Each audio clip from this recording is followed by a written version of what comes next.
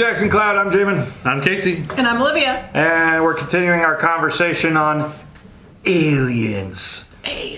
Yeah, now this actually might be helpful in this case to check out our previous episode where we just first started talking in more of a scientific direction about aliens. Could there be life out there? Would God create life? Why not? You know, and we could have gone deeper into that. And you can go deeper into this whole thing. I've got a free PDF or audiobook called Alien Theology. If you'd like to read into it, join our Discord, ask for the code or PDF, and we'll get that to you.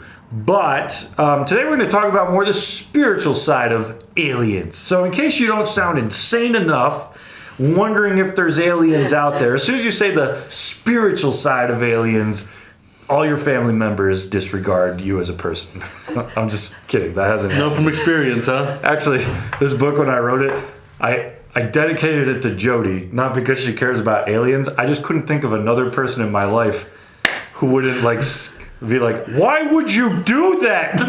You know, so I was like, I dedicated this book to my wife because she's the only one who won't kill me for it.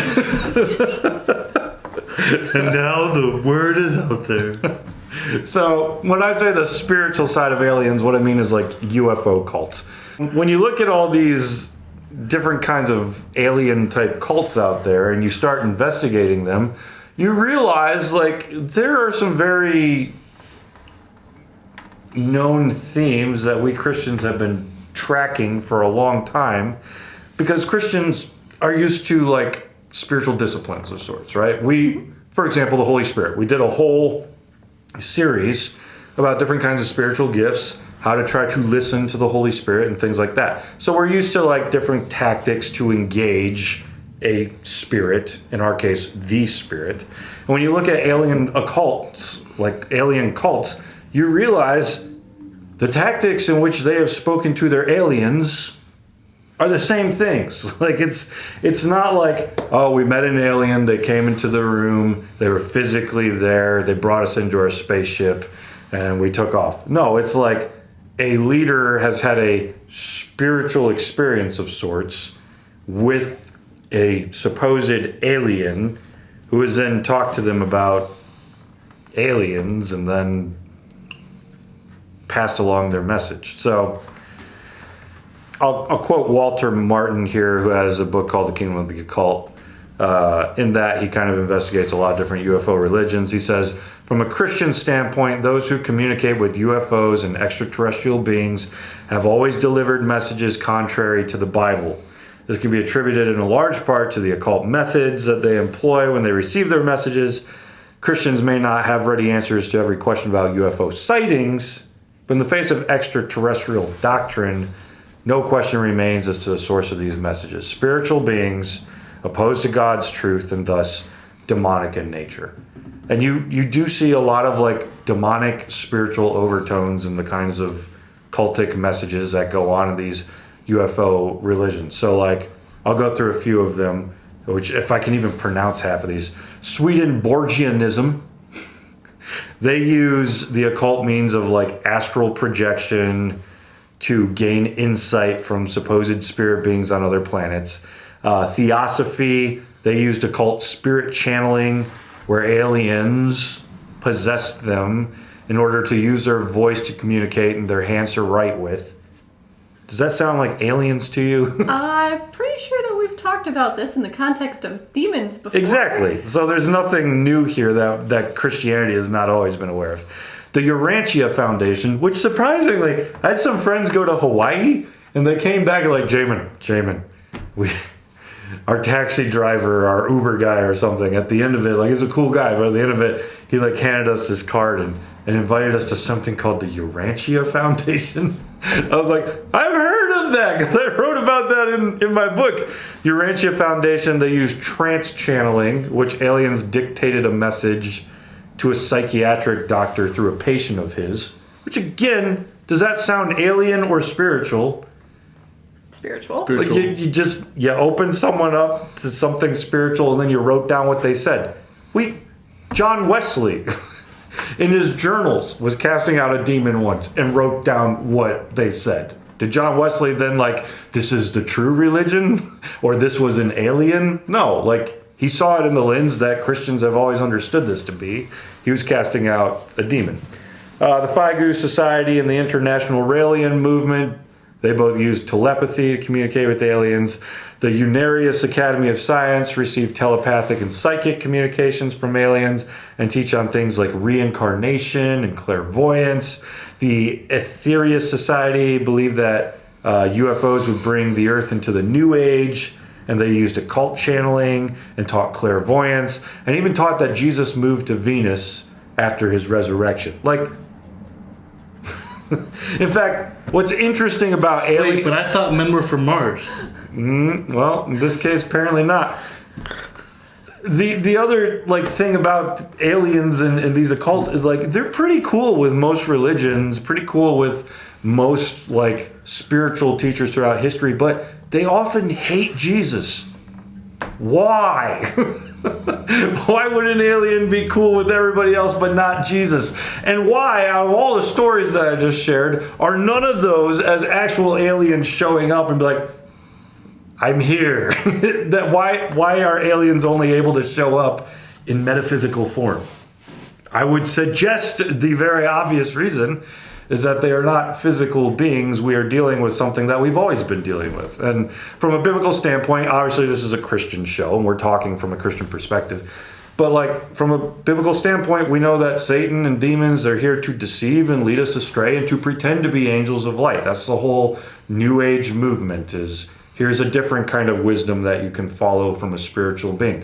That's exactly what the Garden of Eden is. You can follow God and his wisdom, or here's a spiritual being named Satan who shows up and is like, or you can follow mine instead. That's the same trajectory that these UFO cults go into, is you can follow whatever spiritual teacher you want, except for Jesus, and then you can follow us aliens from other planets who can only show up via spiritual tactics. It's very clear we're dealing with demonic type Well, and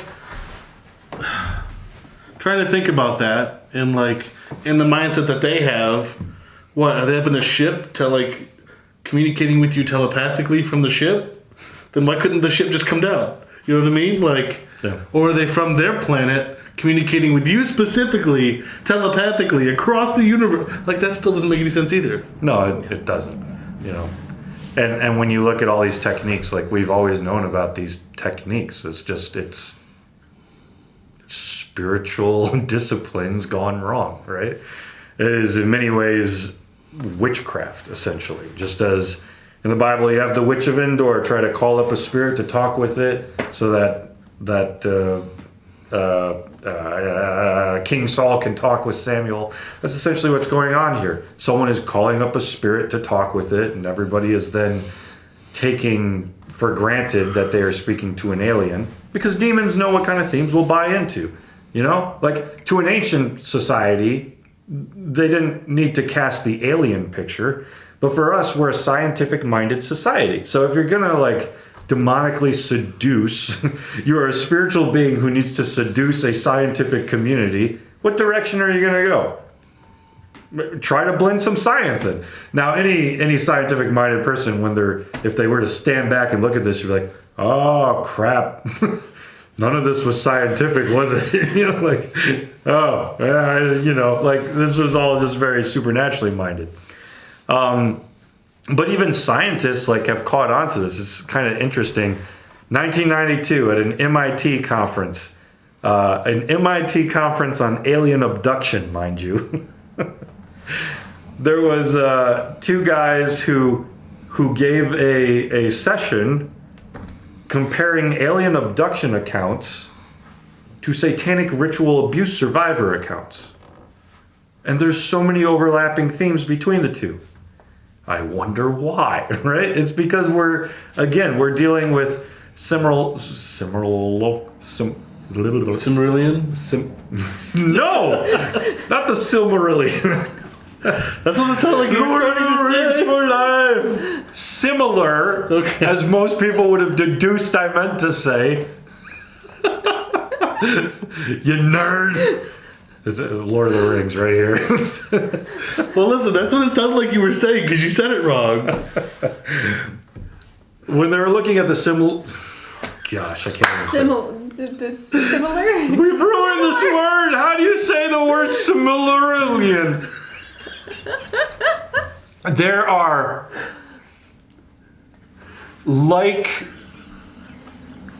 Similarities. Yes, similarities. We can say that one. That one works.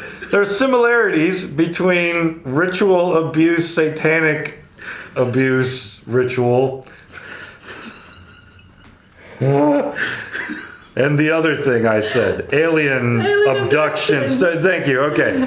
Amnesia, bonding, memory loss, drugging, the feeling of being trapped, paranormal experiences, ESP, body astral travel, terror, fear, anxiety, paranoia. Wait, the body what travel? Astral travel. Okay. So like the movie Soul. Okay. Terror, fear, anxiety, paranoia. It's when your soul leaves body and Right. goes where. So deep painless wounds, headaches, sleep difficulties, visual disturbances, sexual disturbances, nightmares, depression, humiliation, obsessive thoughts, PTSD, fear of hypnosis, suicidal feelings, and pain. Like, these are all in both experiences, and it's no shock as to why. It's because we're dealing with the same kind of experience. There's also a lot of horrible things done, and alien abduction versus satanic ritual abuse. There's rape, there's impregnation. They're forced in both scenarios to watch films of destruction. Like, it's the same tactics. It's the same exact kind of stuff. The average age of the first alien abduction is 5 to 6 years old. Satanic ritual abuse survivors initiated at about 6. So you even have like the same kinds of ages, same kind of histories of incest, physical abuse, ritual abuse survivors. Like, there's this whole sick thing at work here, right? And like, if we were to believe that aliens are real, we don't necessarily have to believe that they're evil, because that doesn't have to necessarily be the case. But when we look at all these stories, we see them for what they're worth. These are evil stories of people being deceived and horrible things being done to them in the name of supposed aliens, when in fact we're dealing with something else entirely. So, I mean, it definitely diminishes their narrative, just for the fact that they lose some credibility for the fact that if it's all metaphysical, then, you know, the reason for why it's happening could be different than what they're saying. And so, yeah, it reduces any, you know, those that have first-hand experience. It makes them less credible. well, maybe not even their own eyes, though. You know, like, they have been officially deceived and abused by either evil people or evil spirits. Like, many of the people following this stuff have no idea. It's the same true with New Age. Satan masquerades as an angel of light. Nobody wants to follow something evil. Very few people would love to give their lives over to something evil. People want to make a difference in this world. They want to make an impact. I have a friend who used to be a Christian and now is completely given over their life to ghost chasing. Like, their job is basically be a medium. Like, meet with you and try to meet with your ancestors and try to find healing between all that. Like, they're not doing that. They're practicing essentially what the Bible would consider to be witchcraft. Yeah, they're meeting with false spirits who want to make you think that they're here for good purposes. My friend thinks that they're helping people like get over tough spots in their lives, but they're actually creating space for spirits that are not the Holy Spirit to enter into bad conversations and make them worse and deceive them. But my friend doesn't know that. They think they're doing a good thing, right? And that's why we have to be all the more like vigilant when we see people trapped in this stuff, to be like, you don't understand. Like, there's only one spirit that will tell you the truth, that won't try to deceive you, and that actually cares about you. The rest of these things are out for your destruction and the destruction of whoever else you're trying to mediate between. And so all the more reason why we need to understand spiritual gifts, how they work, and plug into the Holy Spirit to expose that kind of stuff. Well, I know this is kind of a strange episode. There's only one thing stranger than like talking about the possibility aliens is talking about a spiritual overlapping theme of So aliens. this is a and demons. Stranger Things. Yep. Stranger Things. There you go.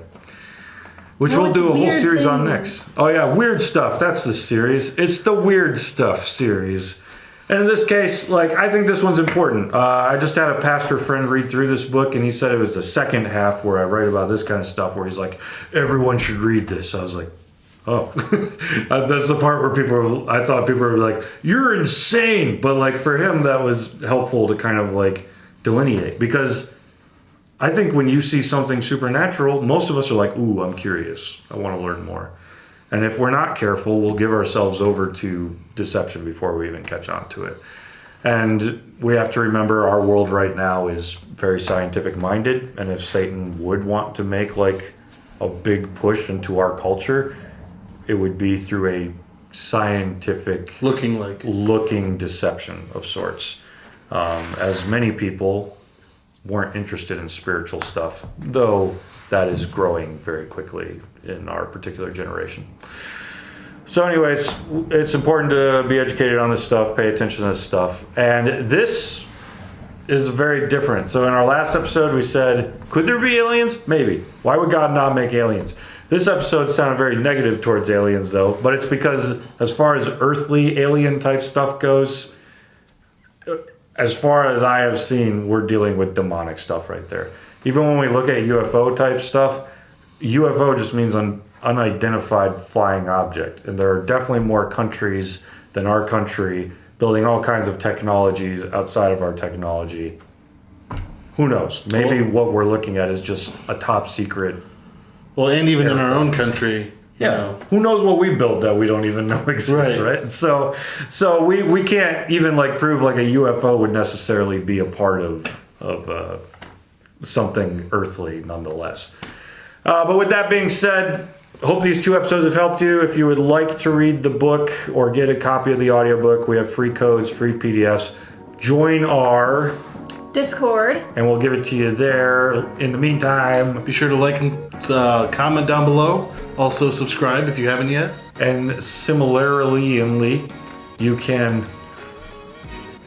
Really? You tried it again and just went for it, huh?